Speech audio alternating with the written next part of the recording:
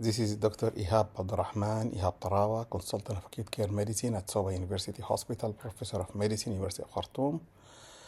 This session is about effective team communication.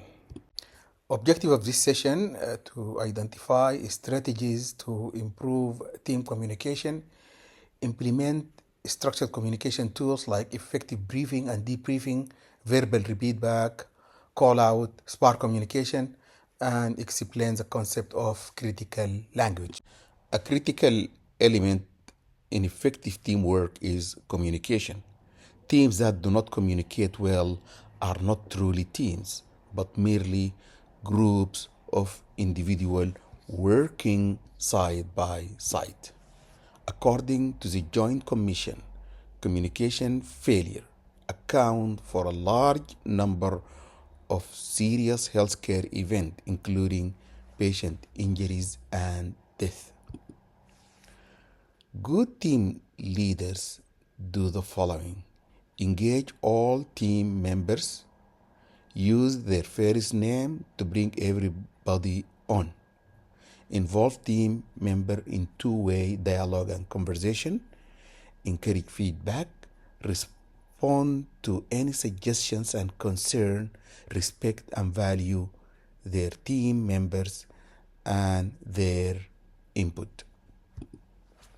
When team communicate poorly, team member feel that our team member provide care with incomplete or missing information, execute poor handover with relevant clinical data not clearly communicated, fail to share and communicate known information, such as when a team member know there is a problem but is unable to speak about it, incorrectly assume care outcome.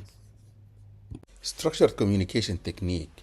In addition to having strong leadership, effective teams use a specific structured technique and behavior that help communicate the appropriate message in an effective manner, like briefing, debriefing, spark communication, critical language. One of the examples of structured communication is briefing. Briefing usually happens before procedure or intervention. It's a short, structured meeting in which the patient care team comes together to talk about patient procedure or situation. It is concise, involve everyone on the care team, use their first name. It requires two-way conversation. A briefing help to set the tone for team interaction, ensures that people providing clinical care have a shared mental model of what is going to happen during a process. It identify any risk and it helps people to avoid surprises. Debriefing usually happen after procedure. Debriefing is a concise exchange of what occurs after such event have completed, to identify what happened, what was learned, and what can be done better next time. Effectiveness of debriefing depends on the effectiveness of briefing. If the team wasn't clear at the front end, it won't be able to effectively wrap up information at the end. The debriefing conversation should focus on the common goal and have a positive tone. Verbal repeat back. This is a type of communication tool that closes the loop between sender and receiver. It involves that the sender concisely state information to the receiver then repeat back what he or she heard. The sender then acknowledge that the repeat back was correct or make the appropriate correction. The process continue until participants verify a shared understanding. Within healthcare, verbal repeat back are used to confirm critical information such as medication order or to confirm other important information that such as the correct site or site and patient before any procedures. Call out is one of the techniques for team communication. It's a communication technique used to immediately inform all team members of critical information or change during emergencies.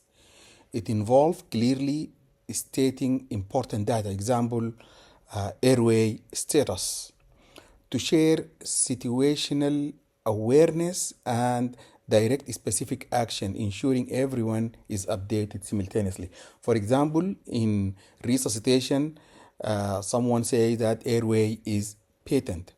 If people are managing an emergency and blood pressure is dropping, someone call out, I notice that the blood pressure is going down. If you give an order to give an adrenaline, the one who gives the adrenaline, he call back, adrenaline is given. This way, all the team members are informed about what is going on and about the situation. Transition of care is the area of high risk for the patient and for the healthcare provider. 70 to 80% of medical errors are related to interpersonal interaction issues. 73% of sentinel event occurrence identify communication breakdown as the leading root cause. A large multicentral study showed that resident physician handoff had a baseline medical error rate of 24 errors per 100 admissions, preventable adverse event rate of 4 events per 100 admission. In the transitional care, there is a high risk for medication error, there is delay in treatment, failure to review investigation, and there is medical legal risk, and also there is anxiety and stress and ambiguity for the patient and his family. Transitional zone is defined as the exchange between health professional of information about a patient accompanying either a transfer of control over or responsibility for the patient. It happens multiple times. It can happen during the day, at the end of the shift, at the weekend, when you have some staff coming for the weekend, end of the rotation, when someone leaving for vacation, when patient is transferred from one unit to another, from ER to the ward or to the OR, and when patient transfer from one facility to another or from one physician to another. Handover can happen face-to-face or by phone, and it can happen also in other clinical area like in the radiology and pathology department. During sign-out, there are opportunities, synthesis of information and clarification of priorities, sometimes serve to correct the course of event. There is an opportunity for a second opinion, and also there is a teaching and learning, rescue from fixation, and sometimes you get a suggestion for another diagnosis. In the transitional zone, good communication, improve outcome, increase patient and staff satisfaction, reduce error and liability. To have good handover, we have to have designated time. It can be set, like for example 3 o'clock at the end of the shift in the morning, and there should be a good environment, no interruption, no noise, no distraction. It's better to be face to face, but sometimes you have to do it over the phone. And during this, if we use structured communications, this will improve the outcome. Presence of a senior and experienced clinician can help to stream the process, and also presence of a patient or a family member, it can keep them engaged. Risk during handover, when people use different communication style, when people are stressed and there are frequent interruption, complex healthcare environment, when there is high activity level, no standardization of structured communication.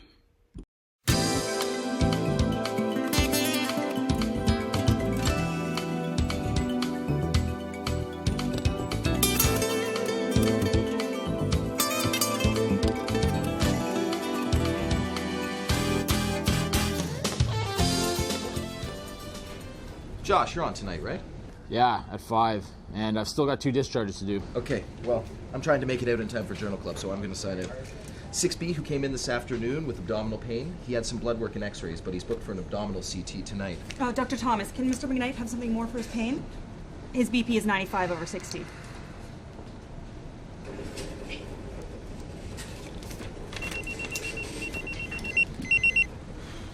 I'm never going to get out of here.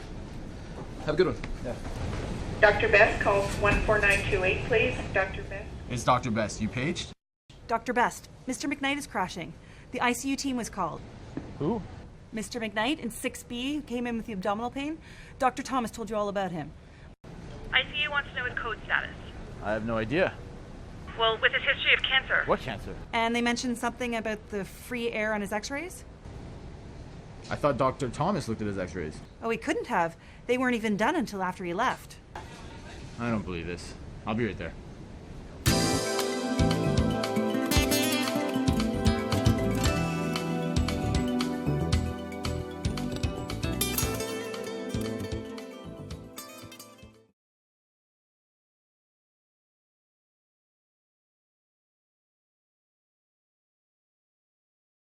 One of the tools of structured communication is a transitional zone, is SPAR.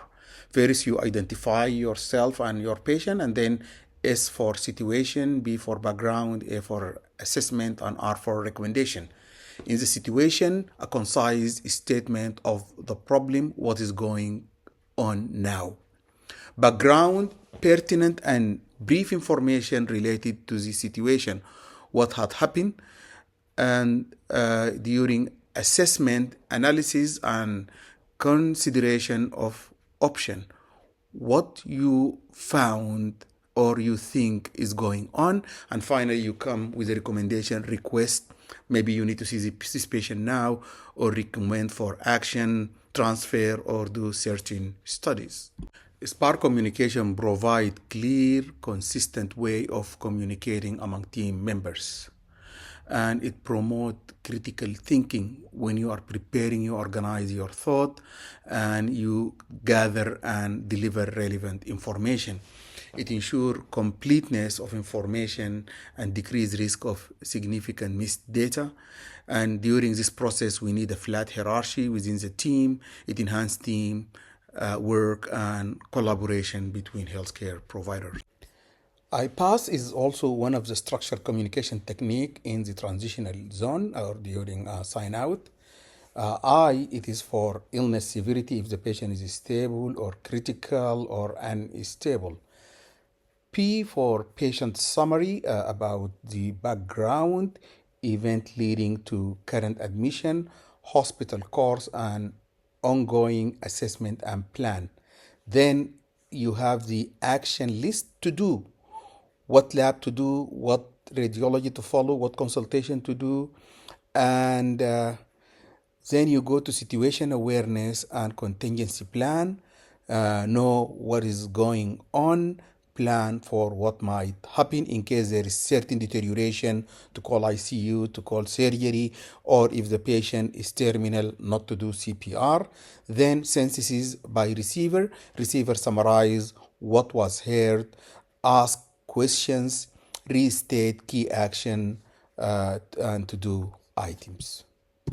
Have you been in a situation where you see something bad about to happen? You want to say something, but you don't know what to say. Situation like this happen all the time in healthcare. A nurse sees a doctor about to make an error, but doesn't know what to say. A respiratory therapist sees a nurse about to make a mistake, but doesn't know how to intervene. In these situations, it is helpful to have critical language, which is an agreed upon set of terms that indicate to all members of the patient care team that there is a problem. Such language may include a phrase like, I need a little clarity, I need explanation, or you can ask for time out. In aviation, they use the word CUS, which indicates that concerned, confused, uncertain, or scared. Team member, when they hear there is a concern or it indicates that there is something bad about to happen, they stop, they review the process, they communicate well, and address the situation. It is important to make it easy for everybody in the team to speak up whenever there is a concern about patient care. A critical element of good teamwork is psychological safety. Psychological safety occurs when an individual feels comfortable in expressing an opinion, mentioning problems, or correcting errors. Within psychologically safe team environment, every team member is comfortable speaking up. Every team member and what they have to say is treated with respect at all times. Disrespectful actions are not tolerated. Take home, good team communication improves team performance and reduces error. Respect and psychological safety are crucial. Structured communication facilitates team performance. Structured communication like briefing and debriefing, call out, verbal repeat back, spark communication, and critical language. Thank you and see you in the next session.